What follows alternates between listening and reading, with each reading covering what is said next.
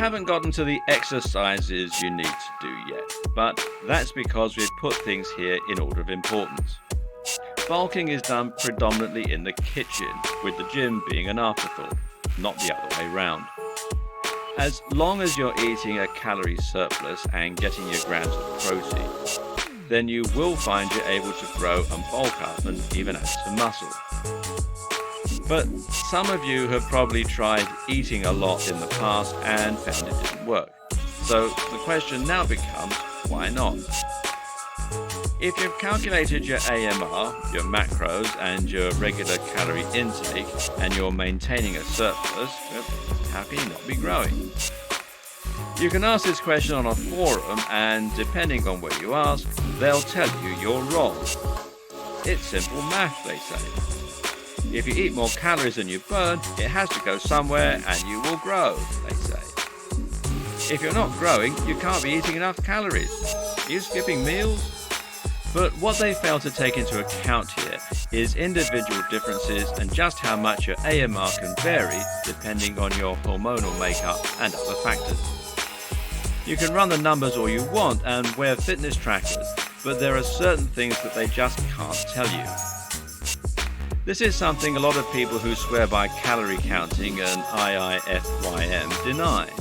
They snort in derision at people who say that eating a low-carb diet is a useful way to manage insulin, for example. But if you need proof that this does play a role, you just have to look at someone who uses steroids.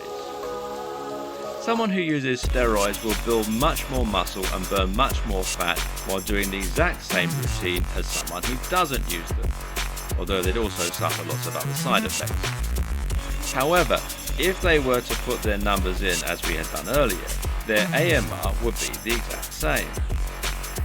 Steroids work by increasing testosterone, by binding to the androgen receptors.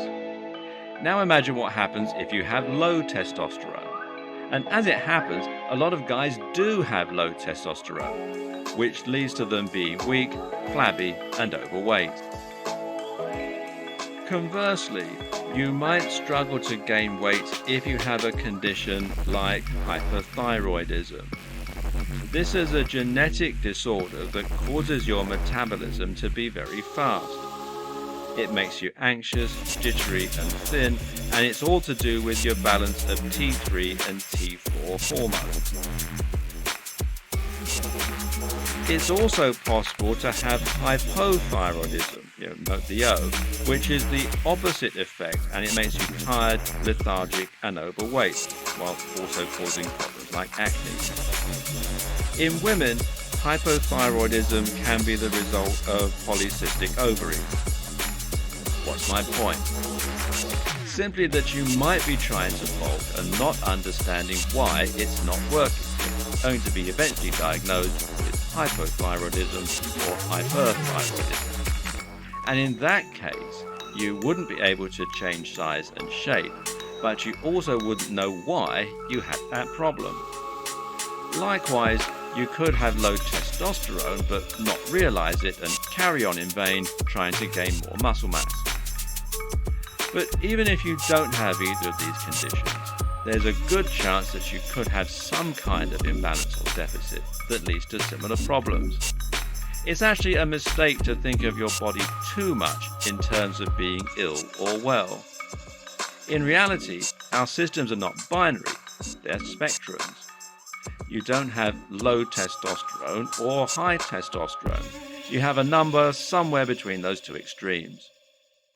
What's more is that your testosterone levels are constantly fluctuating throughout the day. After you exercise, after you eat, while you sleep, when you're stressed, during sex. And they fluctuate more or less for different people. The same goes for insulin, myostatin, cortisol, T4, etc. So you might not have hyperthyroidism, but you might be borderline. You could have a very high metabolism that still falls within the normal range. No one is going to prescribe you any medication, and yet your attempts to bulk would likely be met with failure. So what do you do? Well, the best strategy you have is to try and change your hormonal makeup for the better, while at the same time carefully monitoring your results and adjusting your approach. Not gaining any weight with that 300 calorie surplus? Then you probably have a very fast metabolism that you're not picking up on, meaning your surplus probably isn't really a surplus. Try increasing that number. Meanwhile, you can slow down your metabolism with the way you eat. Continuously supplying yourself with complex carbs will do that, as will your training if you keep it up. The rest of the time, it can try to help minimize stress, which contributes to a faster metabolism by raising cortisol, adrenaline, and noradrenaline. And believe it or not, running long distance or going on a walk can also help. Why?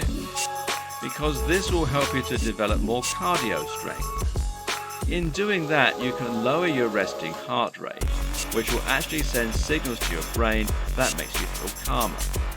When you do this, you can then keep your cortisol lower throughout the day. Likewise, if you're someone who struggles to lose weight, then you should try going low carb.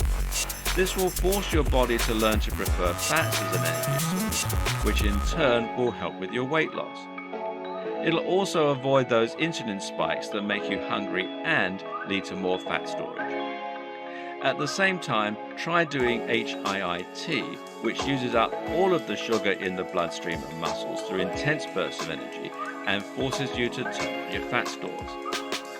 Another thing to think about is the peaks and troughs in your metabolism and when the best time to eat it. If you want your carbs to go to your muscle, then you need to consume them when your glycogen stores are lowest, right after you've trained, and that's called carb backloading. Likewise, if you want to build muscle overnight, then consuming a slow-release form of protein, such as casein, is a good idea because it will help you to have all the protein you need just when you're in the deepest levels of sleep. 4 a.m. is the time when the body maximizes its production of testosterone and of growth hormones, which are anabolic hormones that tell the body to build muscle. In the morning when you wake up, your blood sugar is low because you've gone all night without eating. This is great for losing weight, but terrible for building muscle. So if you want to avoid it being a negative thing, you need to get some calories in you early to get out of that highly catabolic state. As you can see then, you shouldn't think only in the short term and ask yourself to quickly add lots of calories to your diet. You should also think in the long term and think about how what you're eating will change your body and help you to build more muscle over time by slowing down your metabolism. But the simplest way to start bulking for most people is going to be to maintain a surplus. For most people, that's more than sufficient and the AMR will be accurate. It's only when this fails that you then need to think about ways you can slow down your metabolism and/or increase your surplus further. And you need to monitor your results as you do that to see what's working. So keep those scales out.